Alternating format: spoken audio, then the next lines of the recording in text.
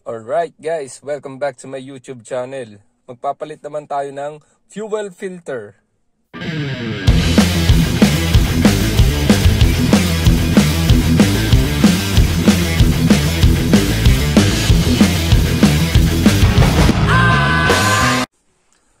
Alisin muna natin tong shifting knob nya. Yan. And then medyo matigas to guys, niluwagan ko na lang kanina. Alisin nyo din yung mga nakalagay dyan, kung ano may nakalagay dyan, kasi tatanggalin natin itong buong panel na to. Alright. Sunod, alisin natin to. Hindi ata kita. Yan. Pop. Yan, alis na.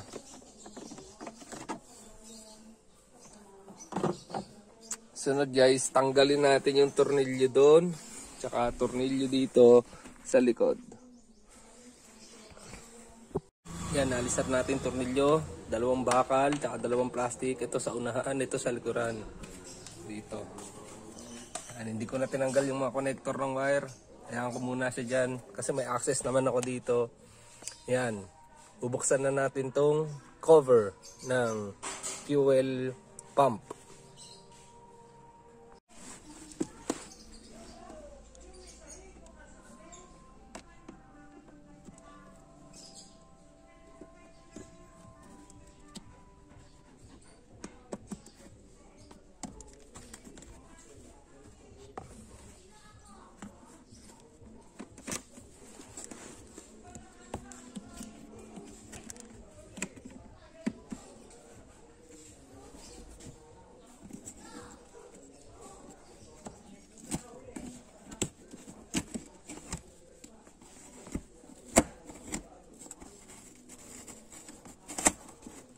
Guys, ingat kayo, matalas to. Parang blade. Hindi kayo mahiwa. Tapos, disconnect muna natin nandito sa handbrake.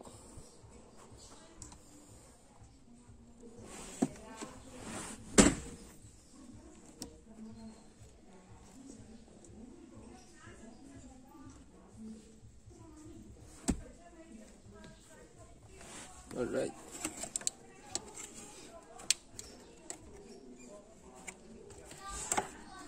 May connector pala siya doon. Guys, mag gloves kayo. Hindi akong gagayahin. Set aside muna natin to. Yan guys, may tutulong konting gasolina dyan, pero normal lang yun. Kasi natin to yung mga hose nya. Ako, plastic lang to. Dapat dito dahan-dahan lang. Huwag mong pepersahin. Kamabangal.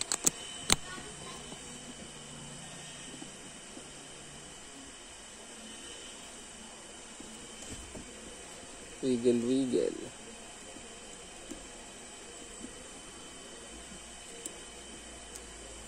Isa malambot na. Yan. Ito naman isa. Patay ng flies.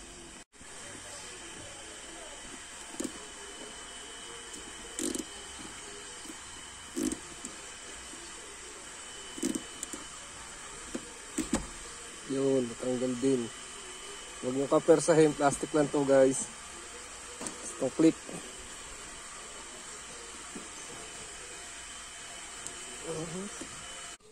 Guys, natanggal ko na din to.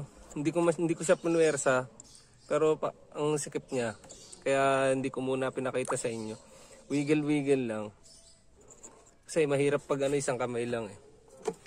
Tapos dito naman guys, huwag nyo sisinsilin ng screwdriver to. Gumamit kayo ng kahoy. Kahit anong kahoy yan. May kahoy ako dito. Itong gagamitin ng sinsil. Para hindi siya magkagasgas. Tsaka martilyo. Alright. Alisin ko muna guys. Rock and roll. Guys, ingat sa pagtatanggal nito. Matalas to. Itong mga gilid nito. Baka masugat yung kamay nyo. Kaya mag-gloves kayo. Huwag nyo kong gagayahin. Yan. Alright. Yan, tanggal na. Tanggalin muna natin tong ano niya. Yan, ito. Walang gas-gas yan. Sunod. Kuha tayo ng sahuran ito. May mga tutulong gasolina dito, guys.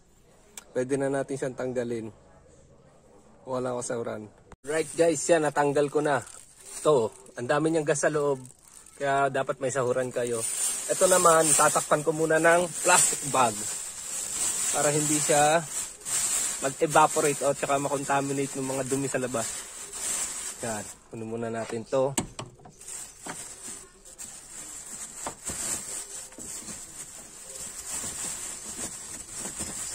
Yan, patong lang natin. Hindi lang siya mag-evaporate. Yan guys, kunin muna natin yung gas na sa loob. Malinis naman to eh, sayang.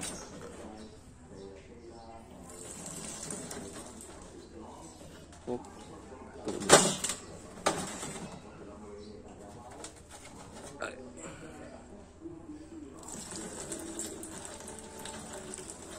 Dami oh.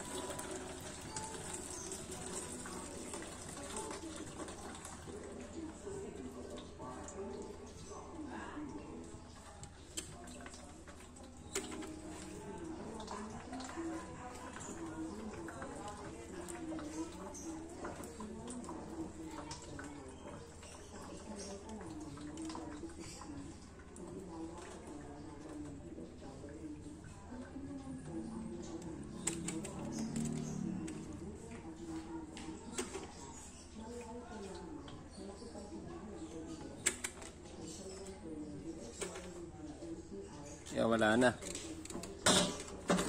Pwede na natin siyang linisin. Gamit din tong gas na nakuha natin.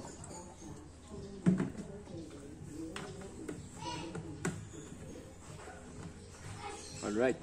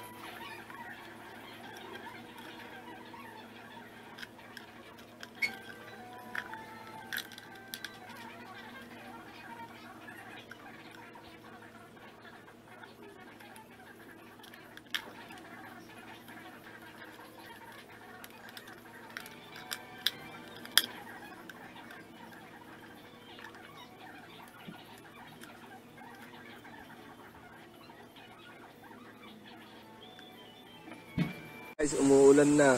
Kapag kakabit nito guys, meron niyang arrow. Hindi kayo malilito dyan. Facing forward dapat yung arrow niya. Yan, tapos na yan.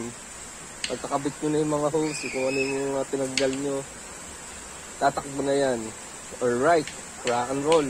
Right guys, ito yung fuel filter na pinagpalitan ko. Nakita nyo naman, napakadumi na.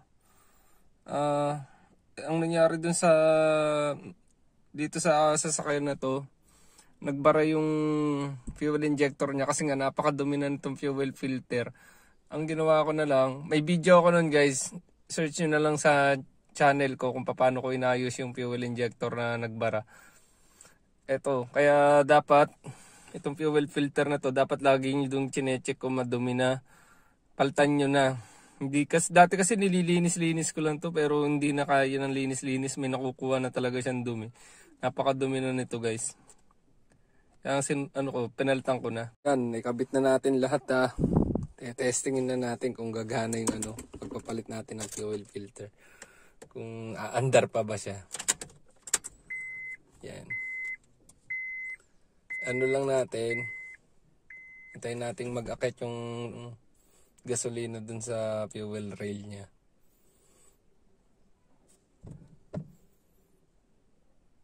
Yan, testing na natin. One click lang. Alright, rock and roll man. Kung nakatulong tong video na ginagawa ko sa inyo, tsaka nagugustuhan nyo yung mga video na ginagawa ko, pa-subscribe naman ako, pa-like, and share nyo na rin yung video na ginagawa ko dito sa YouTube. Rock and roll sa inyo guys.